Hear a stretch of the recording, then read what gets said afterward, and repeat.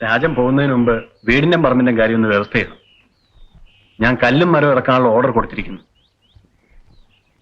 പിന്നെ ഞാൻ വക്കീലിനോട് ചോദിച്ചു, 3-1 കുട്ടികൾക്കും കൂടി അവകാശമുണ്ട്. 8-3 വരും ഞങ്ങളുടെ ഓഹരി. 8-8 തരാം. ശല്യപ്പെടുത്താവുന്ന പോകുന്നുണ്ടോ? മരിക്കാൻ കിടക്കുന്ന ആ മനുഷ്യൻ ഒരുപാട് തെറ്റുകൾ ചെയ്തിട്ടുണ്ട്. അതിൽ ഏറ്റവും വലുതൊന്നിന്റെ ഫലമാണ് താനിവിടെ.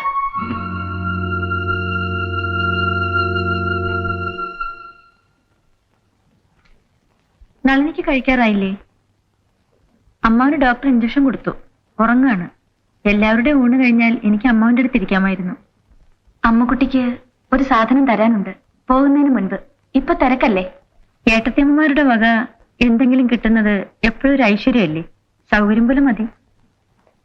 മുൻപ് കേട്ടിട്ടേ ഉള്ളൂ, കണ്ടാലേ അമ്മക്കുട്ടിയുടെ മഹത്വം അറിയുമെന്ന് രാജൻ പറഞ്ഞിരുന്നു. എന്തു മഹത്വം? രാജേട്ടൻ എങ്ങനെയാണ്? എന്നും പരിഹസിച്ചിട്ടേ ഉള്ളൂ.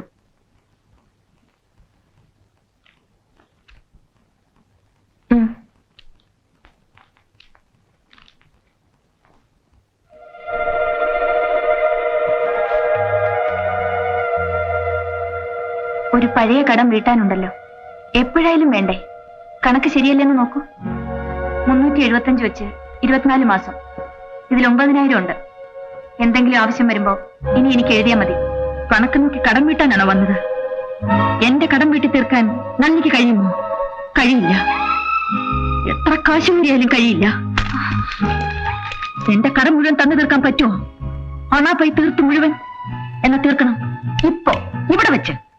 കണക്ക് മുഴുവൻ ഞാൻ പറയട്ടെ. അമ്മക്കുട്ടി,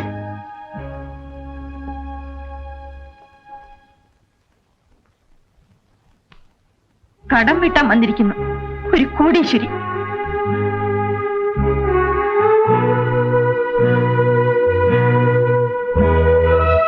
ഇവൾക്കൊണ്ട് ഞാൻ മാപ്പ് പറയുന്നു.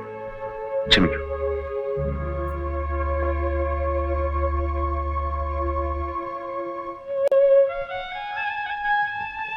എന്താ അപ്പുറത്തൊരു ബഹളം? അമ്മുക്കുട്ടിയുടെ ശബ്ദം കേട്ടല്ലോ. വെറുതെ ഒന്നുമില്ല. ഭയങ്കര നാട്യല്ലേ? ഈ കണ്ട കാലം എന്നോടൊന്ന് ഉള്ളു തുറന്ന് ചിരിക്കാവട്ടെ, സംസാരിക്കാവട്ടെ. നീ കുട്ടികൾക്ക് കിടക്കാനുള്ള ഏർപ്പാട് എന്താന്ന് വെച്ചാൽ ചെയ്യൂ. ആണുങ്ങളുടെ ഊണൊക്കെ കഴിഞ്ഞില്ല അമ്മൂട്ടിയെ?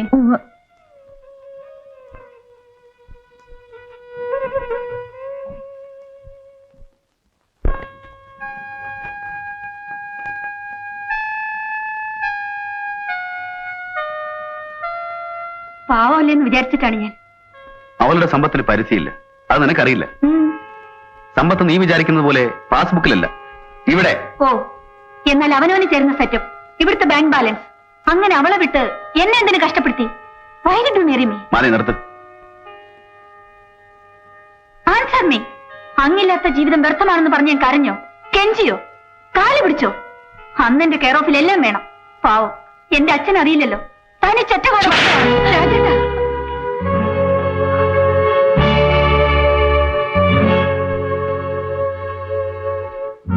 നളിനി, ഞാൻ പെട്ടെന്ന് ദേഷ്യത്തിൽ എന്തൊക്കെയോ പറഞ്ഞുപോയി. ക്ഷമിക്കൂ, മാപ്പ് തരൂ, എന്നെ വെറുക്കരുത്. ഞാൻ വേഗം പുറപ്പെടേ, എനിക്കിപ്പോ പോണം. അരുത്, ഞാൻ തെറ്റായി പറഞ്ഞതൊക്കെ കാല് പിടിക്കാം. അകത്തൊരാൾ മരിക്കാൻ കിടക്കുമ്പോ വഴക്കും ബഹളം. ആര് ചത്താലും വേണ്ടില്ല, ജീവിച്ചാലും വേണ്ടില്ല, ഞാൻ പോണു. അത് പുറത്തൊരു ചീത്തപ്പേരാവും. അരുത് നളിനി. പോകുന്നവര് പോട്ടെ, പോവാം. എവിടെ വേണേലും പോവാം. ഈ വീട് വിട്ട്, ഈ നാട് വിട്ട്. പക്ഷെ ഒരു കണ്ടീഷൻ, തിരിച്ചിങ്ങോട്ട് വരരുത്. I don't want you. Get out.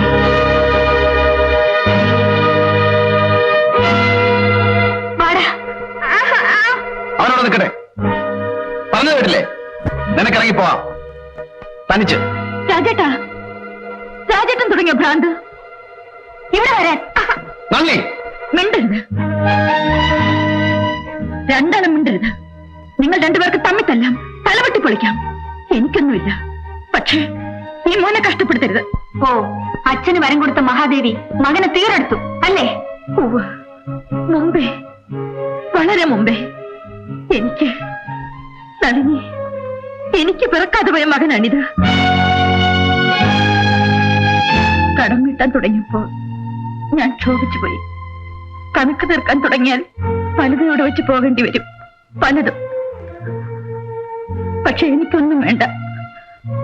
ഒരു വരെ ഇപ്പോൾ തിരിച്ചു തന്നാൽ എല്ലാ കടവും വീടി. അത് രാജേട്ടൻ തരണം. അമ്മുക്കുട്ടി, ദുഃഖം വരുമ്പോൾ നിങ്ങൾ രണ്ടുപേരും അതെനിക്ക് തരണം. ഞാൻ ഏറ്റെടുത്തോളാം. മറ്റൊന്നും വേണ്ട. എനിക്കതൊരു ഭാരമാവില്ല.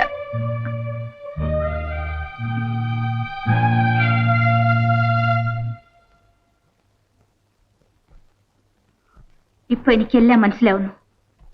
അവളെ ആ പാവത്തിന് വഞ്ചിച്ചു അല്ലേ? ഇല്ല. അന്ന് അവളൊരു വാക്ക് പറഞ്ഞിരുന്നെങ്കിൽ നീ എന്റെ ജീവിതത്തിലേക്ക് കടന്നു വരില്ല. അരുത് എന്നൊരു വാക്ക് പറഞ്ഞില്ല. അവൾ നിർബന്ധിച്ചു. നല്ലത് വരുമ്പോൾ തട്ടിക്കളരെന്ന് പറഞ്ഞ് വാശി പിടിച്ചു, അപേക്ഷിച്ചു. എന്തിന്? എനിക്ക് സൗഭാഗ്യമുണ്ടാവും. അന്ന് അവൾ പറഞ്ഞ മഹാസൗഭാഗ്യം എന്താണെന്ന് അറിയില്ലേ? അറിയില്ല നിനക്ക്? നീ തന്നെ.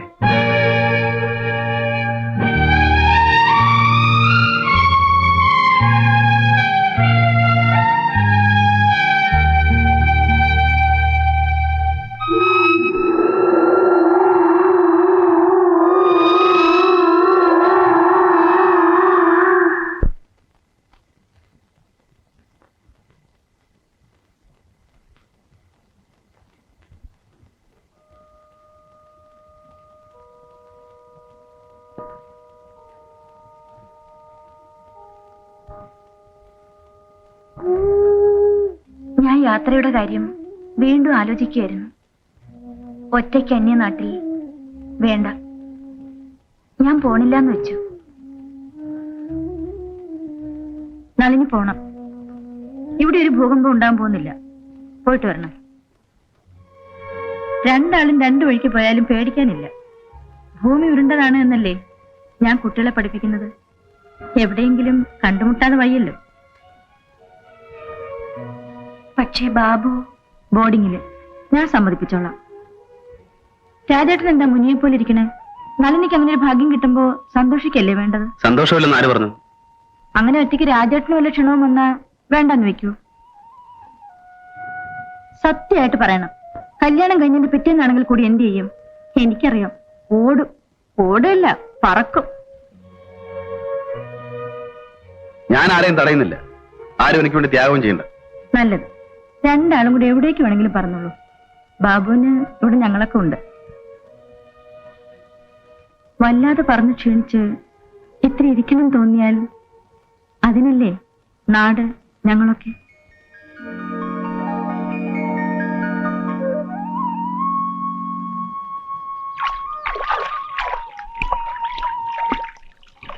കുട്ടിയാനാ കഴിഞ്ഞോ? ഞാൻ വരി. ആ ഓടണ്ട. മാഷ് കണ്ണു തുറന്നു. നല്ല ആശ്വാസമുണ്ട്. ഓ, കഴിയാത്ത ഇങ്ങനെയാ ശാസ്ത്രമൊക്കെ പഠിക്കുന്നത്. എന്താ ഇതിനൊക്കെ ഇപ്പൊ പറയാ? എടോ, എത്ര പേരെ താൻ മരിപ്പിച്ചിട്ടുണ്ടാവും? അത് കുറച്ച് ജാസ്തി ഉണ്ടാവും. ആരും ദോഷം പറഞ്ഞില്ല ഇതുവരെ. തന്റെ സമയം വരുമ്പോ മരിപ്പിക്കാൻ ആരാ? ഞാൻ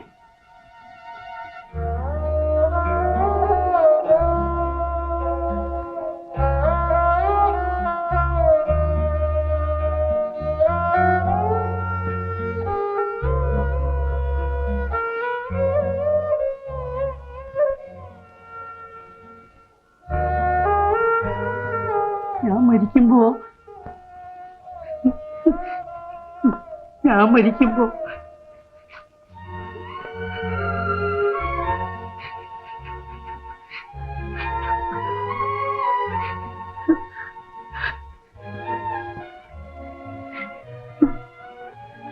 കുട്ടിയാരാള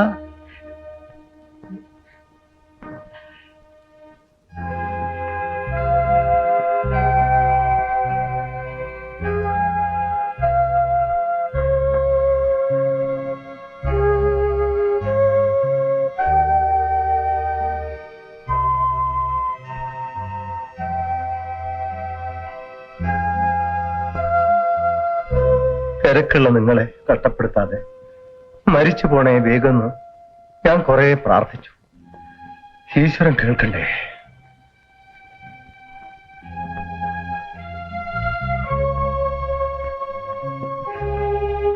അമ്മുക്കുട്ടി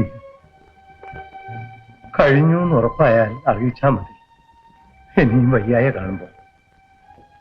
അപ്പോ സൗകര്യമുള്ളവർ മാത്രം വന്നാൽ ഉപകാരം.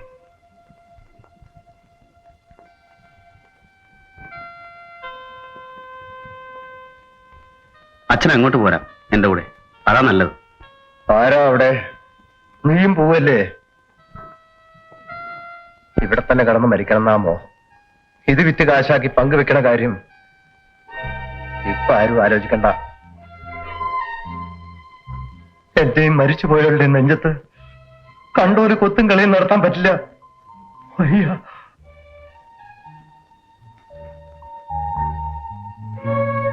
ആര് അടക്കി മരിച്ചോ നോക്കാൻ ഇങ്ങോട്ട് ഓടി വരണ്ട. എല്ലാവർക്കും തിരക്കല്ലേ. ഞാൻ മരിക്കണത് വരെ എന്നെ നോക്കാൻ നീ ഉണ്ടാവണം. നിനക്കും വയ്യാച്ചാ പറഞ്ഞോ, സാവുന്നത് വരെ കുറച്ച് വെള്ളം തരാൻ നിനക്കെതിരെ സമയം ഉണ്ടാവോ? ഞാനുണ്ടാകും. സംസാരിച്ചു വെറുതെ ക്ഷീണിക്കണ്ട, ഞാനുണ്ടാകും.